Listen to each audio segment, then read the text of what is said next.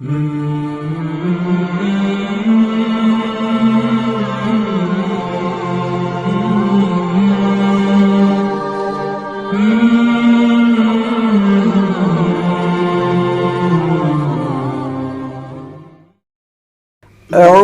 باللہ من الشیطان الرجیم بسم اللہ الرحمن الرحیم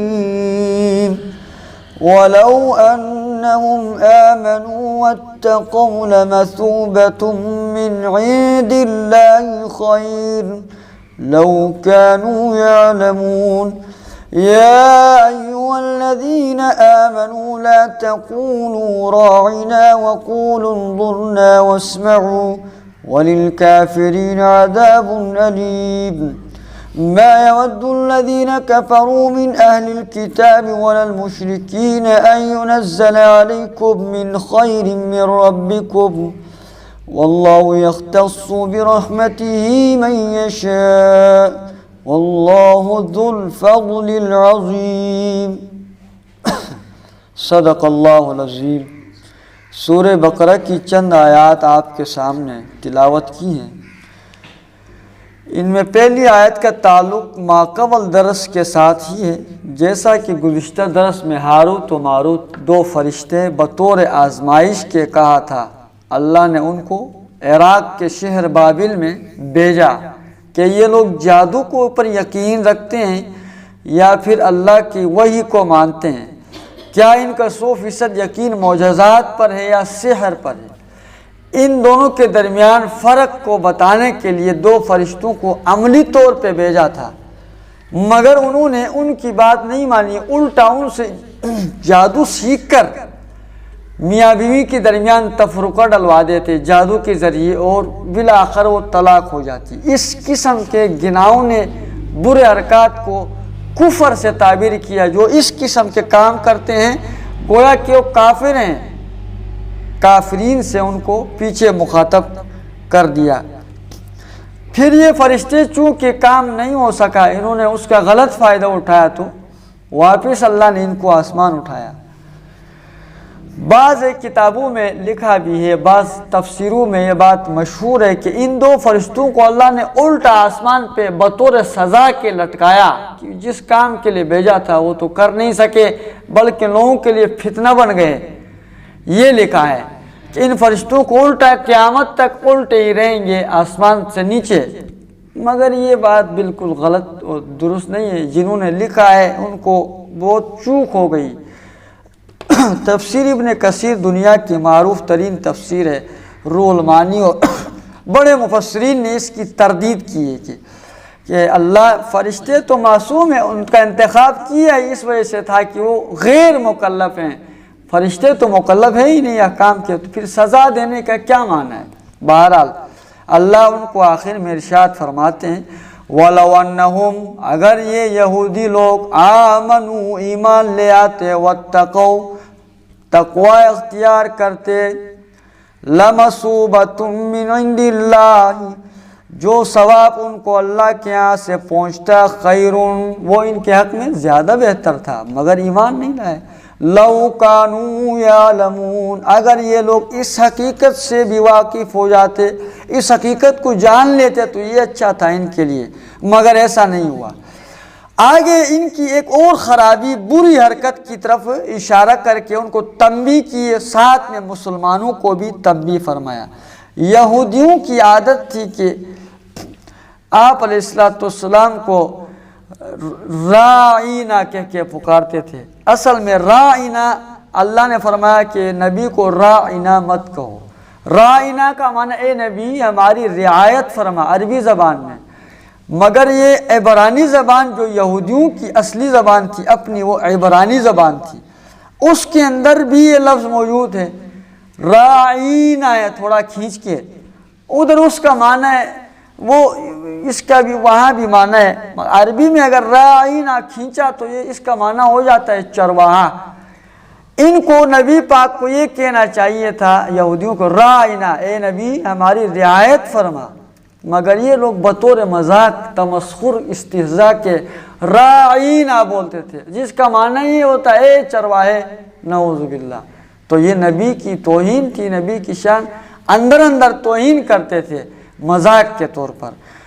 تو اس آیت سے پتہ لگ گیا کہ اس قسم کے مشکوک الفاظ سے کسی کو بلانا شرعاً ممنوع ہے، صاف ستھری بات کرنی چاہیے، جس کا جو نام ہے، جو لقب ہے، اس سے پکاریں، ہے نا، مولوی صاحب، قاری صاحب، امیر صاحب، یا اس کا نام دے دے۔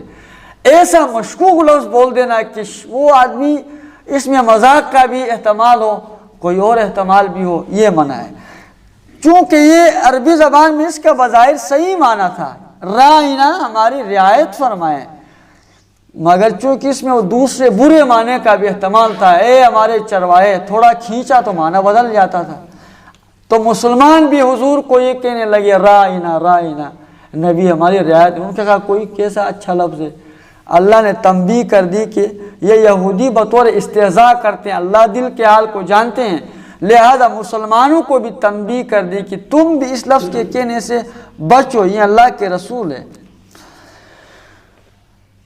ان کی تو کوشش ہے یہی کہ اس ضد کی وجہ سے، جن کا وجہ آگے ذکر کی ہے کہ ضد کی وجہ، بغض کی وجہ سے، کہ اللہ نے خیر یعنی وحی کو اس کے لیے کیوں چنا، وحی کے لیے اس نبی کو کیوں خاص کیا، اس ضد کی وجہ سے ہمارے یہودیوں میں کیوں نہیں کوئی نبی آیا، یہ کہہ رہے ہیں۔ اتنے سالوں سے یہودیوں میں آ رہے تھے انبیاء، ہے نا، بنی اسرائیل میں، اب یہ بنی اسماعیل میں کیوں آ گیا؟ اس ضد کی وجہ سے اس طرح کرتے تھے۔ یا ایھا الذین آمنوا، اے ایمان والے، لا تقولوا رائنا، مت کہو، وقولوا انظرنا، یہ کہو انظرنا، ہماری طرف نظر شفقت کیجئے، یوں کہو، رائنا والا لفظ مت کہو، بس انظرنا، اے نبی ہماری طرف نظر رحمت کیجئے، واسمعوا، اور سنو، وللکافرین عذاب علیم، کافروں کے واسطے دردناک عذاب ہے۔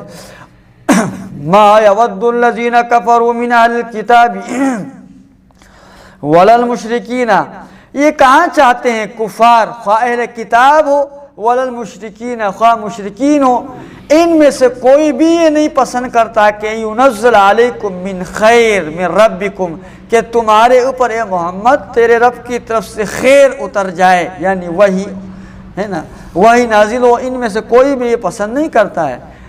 ان کے پسند نہ کرنے سے تو بات نہیں بنتی۔ واللہ یختص برحمتہ من یشاء، اللہ رب العزت جس کو اپنی رحمت سے خاص کرنا چاہے کر لیتے ہیں، اللہ نے خاص کیا ہے، وہ تو بڑی فضل والا ہے۔ واللہ ذو الفضل العظیم، اللہ تو فضیلت، اللہ کیا ہے، بڑے ہی فضل والی ذات ہے۔ آگے ایک امتحان کا تذکرہ ہے کہ اللہ ہر امت میں نے کہا تھا عقائد ایک جیسے ہیں، احکام بدلتے رہیں، کہیں 2 وقت کی نماز، کہیں کچھ، کہیں 50 رکعت، کہیں اس طرح۔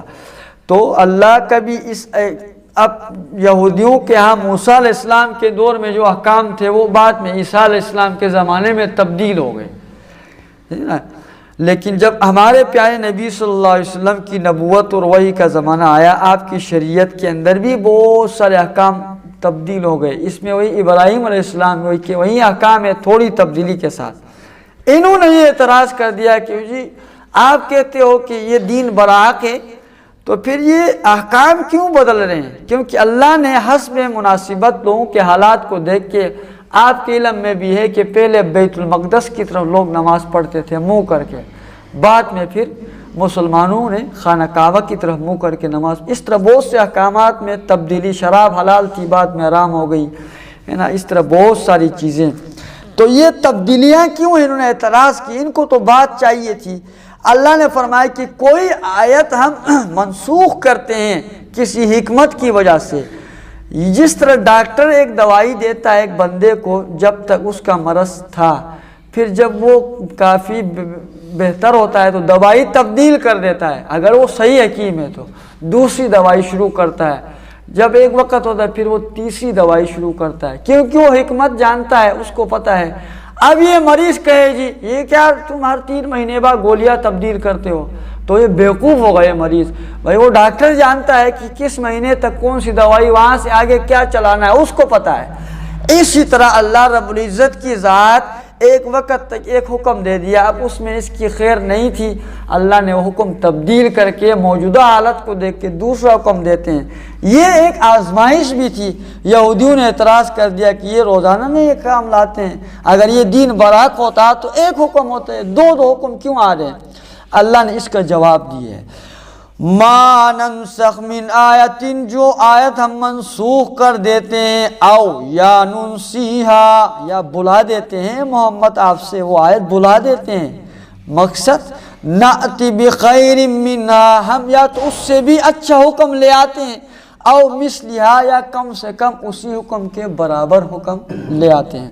اس کی بہت سی مثالیں قرآن میں ہی آگے آئیں گی کہ حکم منسوخ ہو کے دوسرا حکم کیسے آتا ہے، اس میں کیا بہتری ہوتی ہے۔ الم تعلم، کیا تم نہیں جانتے، ان اللہ علی کل شیء قدیر، اللہ تو ہر چیز پر قادر ہے۔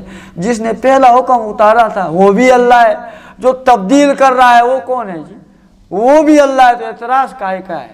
ہاں تبدیلی کوئی اور کر دیتا تو پھر اعتراض کی بات بنتی تھی، یا پہلا حکم کوئی اور دیتا بعد میں اللہ تبدیل کر دیتے تو پھر بھی اعتراض ہو سکتا تھا۔